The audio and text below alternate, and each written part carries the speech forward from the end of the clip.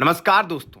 भारतीय राजनीति में वार पलटवार और बयानों के तीर चलना कोई नई बात नहीं है। हर दिन सत्ता पक्ष और विपक्ष एक दूसरे के सामने तलवारें खींचे नजर आते हैं। लेकिन क्या हो जब विपक्ष के ही दो सबसे बड़े धड़े राष्ट्रीय सुरक्षा, देश की संप्रभुता और अंतर्राष्ट्रीय मंचों पर भारत की छवि जैसे बेहद संवेदनशील मुद्दों पर आपस में ही टकरा जाए। सोशल मीडिया पर इस समय कुछ ऐसे ही टाइटल्स और दावों की बाढ़ आई हुई है। कहा जा रहा है कि कांग्रेस के दो सबसे प्रखर प्रवक्ताओं पवन खेड़ा और सुप्रिया श्रीनेत के दावों की हवा खुद उनकी ही सबसे मजबूत सहयोगी पार्टी यानी उद्धव ठाकरे गुट की शिवसेना की नेता प्रियंका चतुर्वेदी ने निकाल दी है। आखिर क्या है इस इंटरनल वॉर की पूरी सच्चाई? क्या वाकई कांग्रेस के नैरेटिव में कोई बड़ा झोल था जिसे उनके अपने ही साथी ने बेनकाब कर दिया?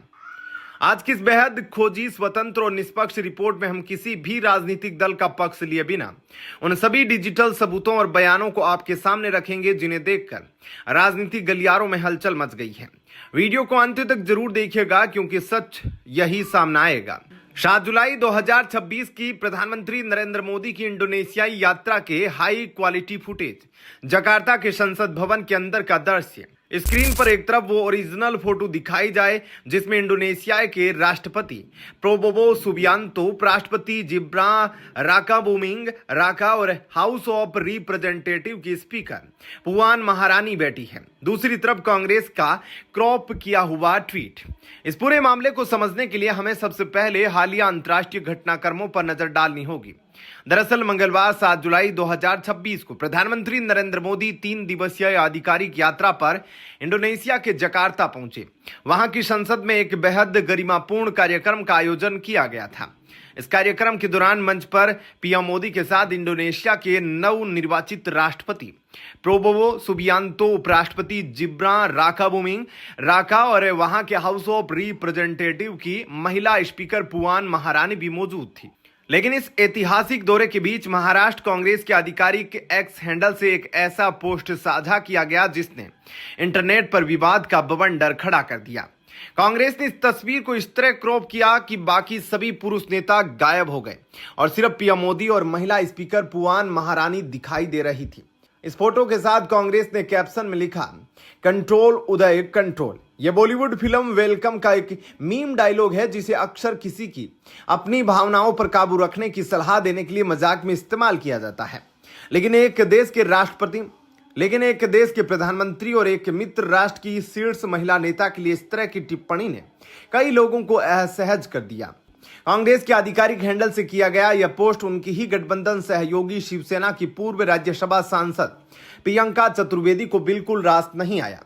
उन्होंने बिना समय गंवाए कांग्रेस की इस नैरेटिव पर कड़ा प्रहार किया और सीधे तौर पर इसे ओछी राजनीति और महिला विरोधी सोच का उदाहरण दिया। प्रियंका चतुर्वेदी ने जवाब में लिखा, यह कांग्रेस के आधिकारिक हैंडल को बिल्कुल भी शोभा नहीं देता। सिर्फ अपने राजनीतिक विरोध पर निशाना साधने के लिए किसी भी महिला को एक वस्तु की तरह देखना बंद करें, कुछ बेहतर और रचनात्मक करें। प्रियंका चतुर्वेदी के इस गुस्से के पीछे एक बहुत बड़ा ऐतिहासिक कारण भी है। दरअसल पुआन महारानी कोई साधारण राजनेता नहीं है। वह इंडोनेशिया के पहले राष्ट्रपति और वहां के राष्ट्रपिता माने जाने वाले सुकर्णो की पोती हैं।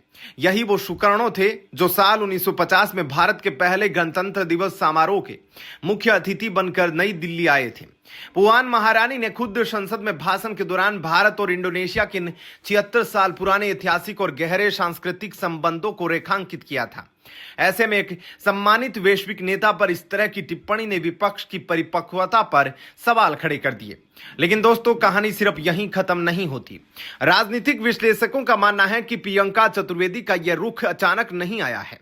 इससे पहले उन्होंने देश के सबसे संवेदनशील सैन्य मुद्दे ऑपरेशन सिंदूर को लेकर भी प्रियंका चतुर्वेदी ने कांग्रेस के बड़े प्रवक्ताओं के दावों की पूरी सच्चाई देश के सामने रख दी थी।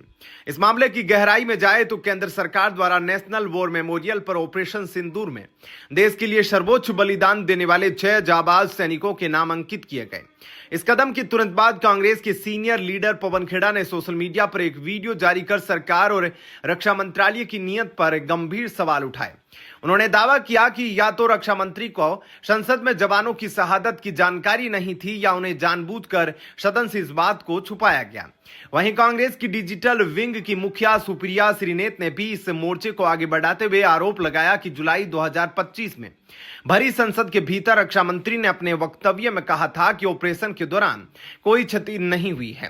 कांग्रेस ने इसे ब्रीच ऑफ प्रिविलेज यानी विशेषाधिकार हनन और शहीदों का अपमान तक करार दे दिया था। जब कांग्रेस के इन आक्रामक हमलों से ऐसा लगने लगा था कि सरकार रक्षा के मुद्दे पर बैकफुट पर आ जाएगी, तभी प्रियंका चतुर्वेदी ने सार्वजनिक रूप से वो पुख्ता सैन्य सबूत और आधिकारिक तथ्य सामने रख दिए जिससे कांग्रेस का पूरा नैरेटिव धराशायी हो गया। प्रियंका चतुर्वेदी ने देश को याद दिलाते हुए लिखा कि क्या मुझे ही याद है कि ऑपरेशन सिंदूर के दौरान तत्कालीन DGMO lieutenant general Rajiv Ghai ने खुद एक आधिकारिक प्रेस ब्रीफिंग में उन जाबाज जवानों के सर्वोच्च बलिदान को स्वीकार किया था और उन्हें श्रद्धांजलि दी थी। इतना ही नहीं, उन्होंने एक और अकाट्य प्रमाण देते हुए बताया कि भारतीय वायुसेना के तत्कालीन प्रमुख air chief marshal AP Singh ने खुद व्यक्तिगत रूप से शहीद सार्जेंट कुमार के परिवार से मुलाकात कर सेना की तरफ से संवेदनाएं व्यक्त की थी।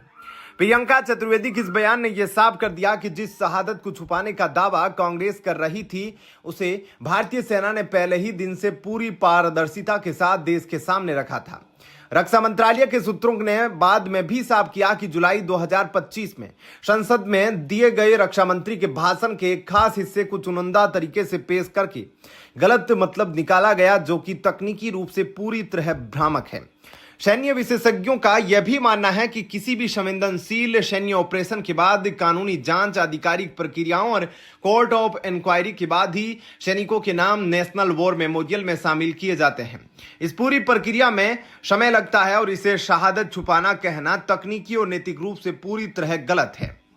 तो दोस्तों, इस पूरी स्वतंत्र रिपोर्ट का सार यह है कि जहां एक तरफ मुख्य विपक्षी दल राजनीति और बयानों के आधार पर सरकार को घेरने की रणनीति अपना रहा था, वहीं उनकी अपनी ही सहयोगी दल की नेता प्रियंका चतुर्वेदी ने सैन्य रिकॉर्ड और अंतर्राष्ट्रीय कूटनीति के कायदे सिखाते हुए यह साबित कर दिया कि देश की सुरक्षा, सेना के सम्मान और वैश्विक मंच पर भारत की साख पर राजनीति नहीं होनी चाहिए। महाराष्ट्र में महाविकास अघाड़ी गठबंधन के भीतर चल रही इस खींचतान को और एक मुद्दे पर दो अलग अलग सुरों पर आपकी निष्पक्ष राय क्या है? क्या आपको भी लगता है कि राजनीतिक फायदों के लिए रक्षा और अंतर्राष्ट्रीय मामलों पर इस तरह की बयानबाजी से बचना चाहिए? कमेंट बॉक्स में अपनी राय जरूर बताएं। अगर यह फैक्ट बेस्ड, विस्तृत और स्वतंत्र रिपोर्ट आपको पसंद आई हो तो वीडियो को लाइक करें, अपने दोस्तों के साथ शेयर करो। निष्पक्ष पत्रकारिता को सपोर्ट करने के लिए हमारे चैनल को सब्सक्राइब करके बेल आइकॉन जरूर दबाएं। मिलते हैं आपसे अगली बड़ी रिपोर्ट के साथ। धन्यवाद। जय हिंद, जय भारत।